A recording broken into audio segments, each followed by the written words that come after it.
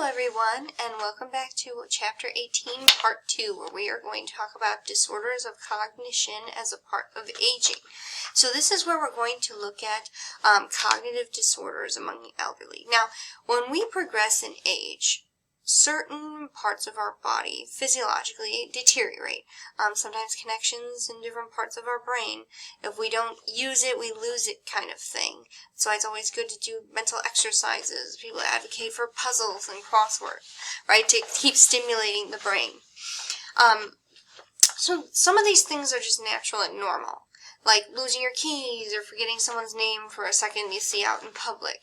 But when people move and get more regularity with their patterns of forgetfulness, it can venture on the side where it's abnormal, and that's what we're going to look at with delirium, major neurocognitive disorder, and mild neurocognitive disorder. So when these changes are more extensive and problematic and affecting someone's life and how they function, much like the other criteria we look at for abnormal disordered functioning way back in Chapter 1, or Chapter 2, when we defined abnormal. That's what we're looking at and how it applies here. So what we're going to look at first is delirium. So this is kind of a clouding of consciousness. So your consciousness is how you focus your efforts and pay attention to things, right? We talked about this back in Psych 150. What is consciousness?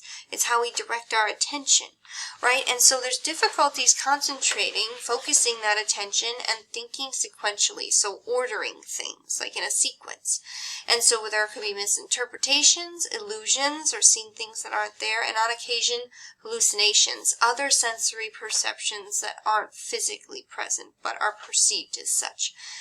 And so this state of massive confusion usually occurs over a short period of time, so it's not consistent. So sometimes this could be a result of certain diseases or fever. Like you may have heard of delirium induced by a fever before. Maybe not, but sometimes if your fever is too high, this can happen. Poor nutrition, head injury, stroke, stress, there's a lot of physiological causes and intoxication. It's not necessarily like a state of being, right? It can kind of dissipate. It's a short period of time, can kind of go away. When we talk about Alzheimer's disease and other neurocognitive disorders, we're looking at kind of patterns that debilitate over time.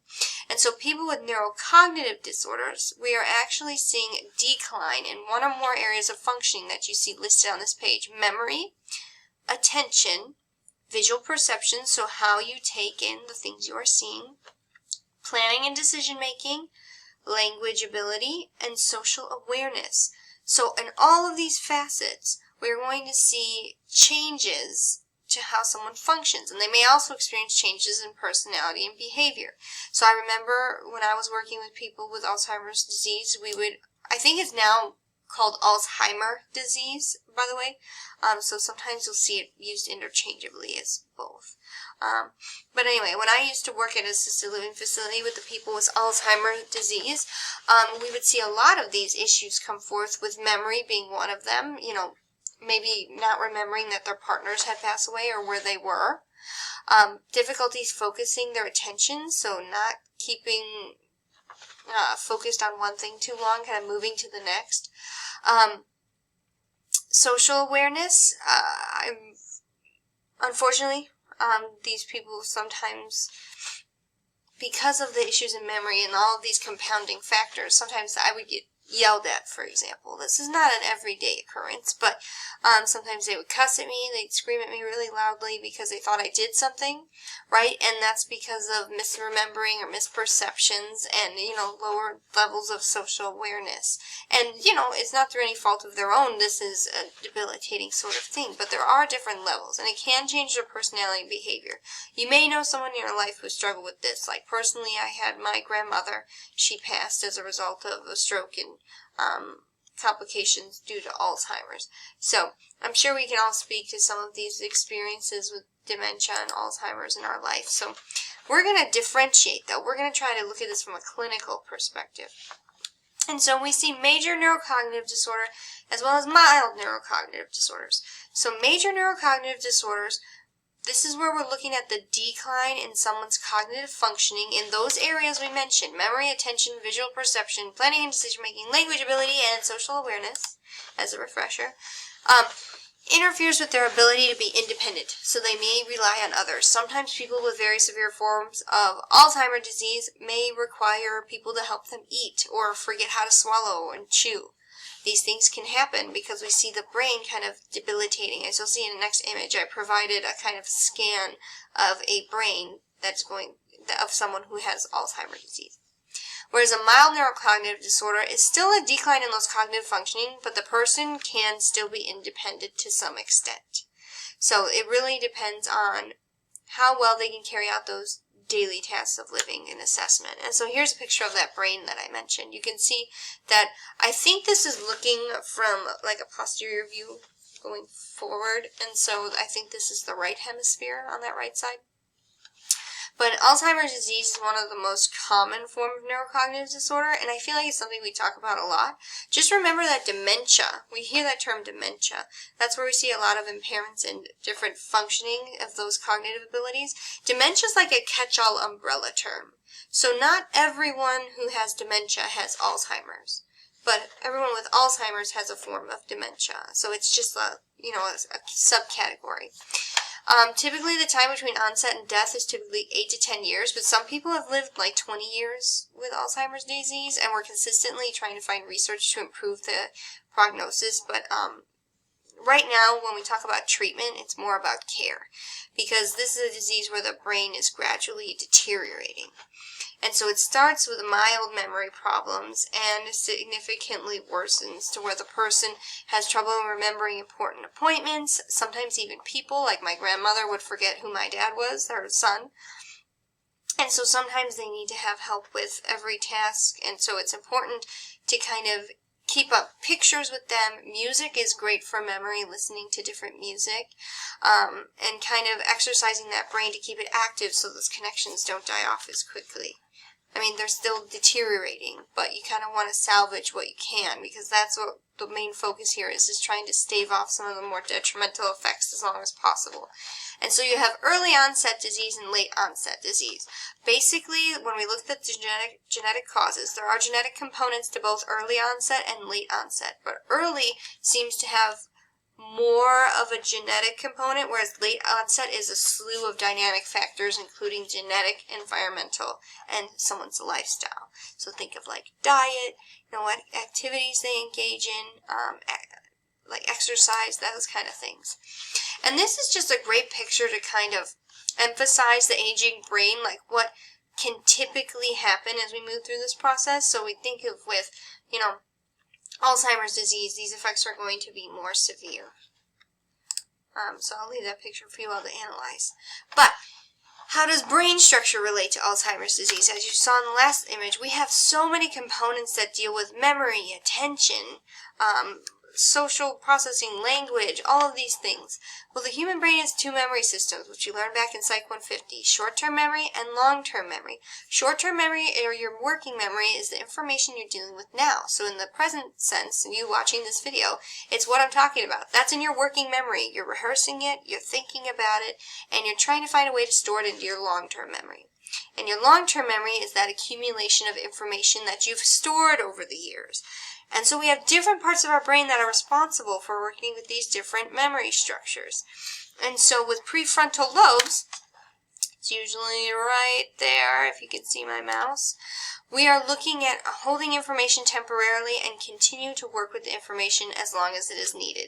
So that's looking at your cerebral cortex, kind of more towards the front, and your prefrontal cortex, your higher order processing. And then the temporal lobes and the diencephalon seem to help transform short-term memory into long-term memory. So for a quick refresher, your temporal lobe is about here, next to your eardrum. So think of temple, your temple near your head, that's where your temporal lobe is.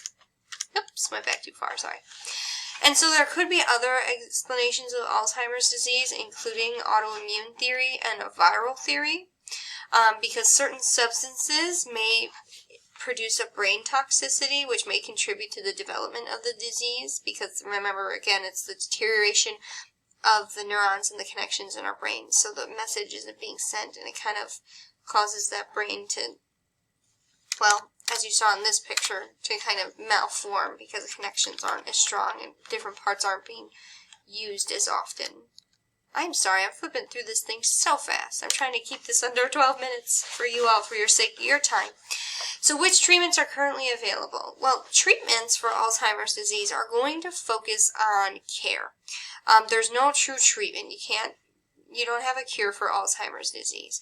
And so it's drugs that are looking at acetylcholine and glutamate. And these are the substances that we believe affect memory. So you want to have drugs that kind of help with that neurotransmitter process and how they're taken, how they're reuptaken, how they're produced, etc. Mild research about vitamin E, so we're not going to discuss that as much. But cognitive behavioral strategies is huge. So focus on behaviors rather than the cognition seem to be more useful in preventing and managing the disease. So managing their different behaviors. And, you know, like teaching them those daily tasks of living and keeping that going and carrying them out. Because there still are components, you know, maybe if we're not focused on the cognitions, but the behaviors, you still have that, physiological type of muscle memory you're still working with. You're still working and exercising with that brain. And physical exercise, again, having to do with that behavior as well. Kind of going off of the physical action is helping and keeping those connections as intact as possible. And this would help with more specific symptoms as opposed to the cognitive symptoms. So the actual memory deterioration is kind of hard to abate. And so a lot of times the treatments that are currently available is like housing or a type of institutionalization, because caregiving takes such a toll on the people involved. My neighbor across the street is caring for his mother who has Alzheimer's, and she thinks my husband is a doctor.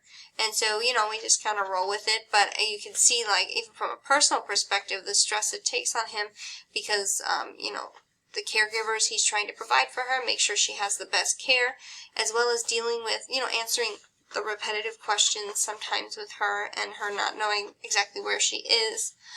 It can take a lot on the caregiver, and so we have to think of those social networks, you know, the sociocultural perspective and how these different abnormal psychological functioning can affect those around us.